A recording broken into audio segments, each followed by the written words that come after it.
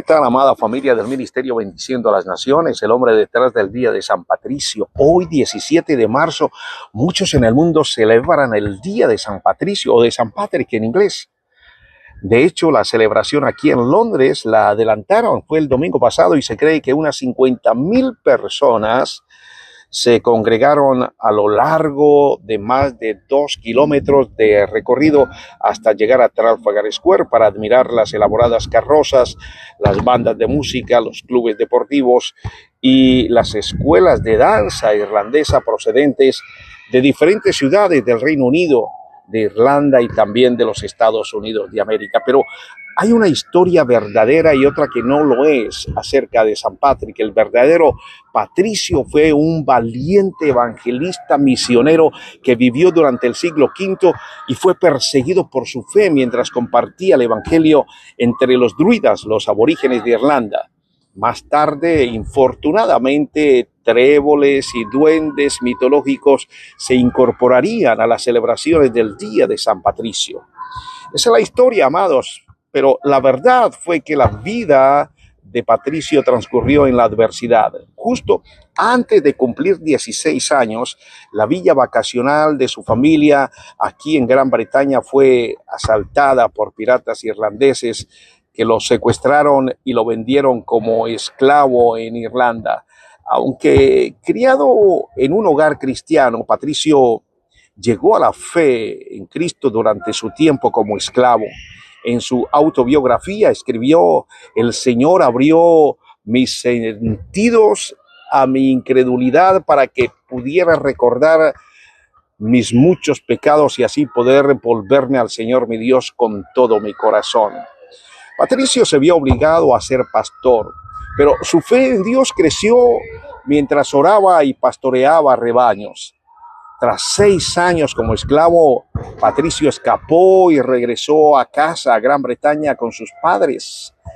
Al reinstalarse en su hogar, estudió para servir al Señor, pero una noche tuvo un sueño con un hombre que llevaba una carta con las palabras "la voz de los irlandeses", y escuchó las voces de los hombres con los que había trabajado gritando por su regreso. Patricio planeaba regresar a Irlanda, pero sus padres y también los pastores de la iglesia se opusieron a esta idea porque creían que realmente no valía la pena salvar al pueblo irlandés y porque también sabían que los druidas en Irlanda torturaban a los esclavos fugitivos. Bueno, arriesgando su vida, Patricio regresó a Irlanda y compartió el evangelio incluso con su antiguo dueño, quien se negó a escucharlo. Pero eso fue solo el comienzo de los desafíos de Patricio. Mientras difundía el evangelio por toda Irlanda, los druidas intentaron envenenarlo más de una vez. Un guerrero bárbaro apuñaló a uno de sus compañeros, a su auriga, hasta la muerte en un intento de asesinarlo, y fue víctima de frecuentes emboscadas en sus eventos evangelizadores. Incluso volvió a ser esclavizado brevemente. Sin embargo, Patricio predicó fielmente a Cristo por toda Irlanda hasta su muerte el 17 de marzo del año 461 después de Cristo. Es bueno entender que Patricio vivió más de 1000 años antes de que existieran los católicos y los evangélicos como los entendemos hoy en día.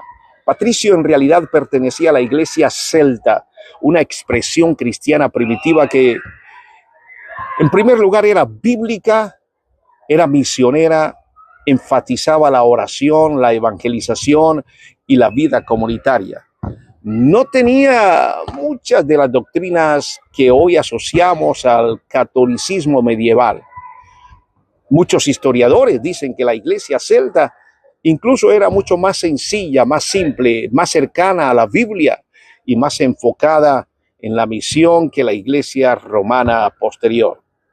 En sus propios escritos, Patricio desvela lo siguiente. Él habla de la salvación por gracia, hace énfasis en ello. Él cita la Biblia de una manera constante. Él se describe como siervo de Cristo y enfatiza la evangelización, el cumplir la gran comisión, la tarea que Jesús dejó a la iglesia. Él rechaza la idolatría, no menciona prácticas posteriores como la veneración de santos o reliquias. Por esa razón, creemos que su fe se parece más a un cristianismo bíblico y misionero que a las formas institucionales posteriores. Entonces, ahí surge la pregunta, amados, ¿por qué la Iglesia Católica lo considera santo? Como si fuera que haya participado con ellos. Bueno, porque la Iglesia celta terminó integrándose a Roma siglos después, creyendo inicialmente que era una iglesia bíblica, y Roma incorporó a Patricio dentro de su tradición. Por eso es bueno entender que eso ocurrió mucho después de su muerte. Y aquí viene la reflexión bíblica: mantener la esencia en medio de las mezclas del mundo en estos últimos días antes del arrebatamiento. Con el paso del tiempo, muchas historias verdaderas se han mezclado con elementos culturales, mitológicos o comerciales. Le pasó a San Patricio, pero también le ha pasado a la fe cristiana en muchos contextos. Sin embargo, esta realidad recuerda una verdad espiritual poderosa. Amada iglesia, el mundo siempre intentará mezclar lo santo con lo superficial, pero el pueblo de Dios está llamado a mantener la esencia. Tenemos que ser bíblicos. En la palabra de Dios, Dios constantemente llama a su pueblo a discernir, a separar, a guardar el corazón y a vivir en santidad. Un abrazo con corazón pastoral. Les amamos. El Señor les bendiga.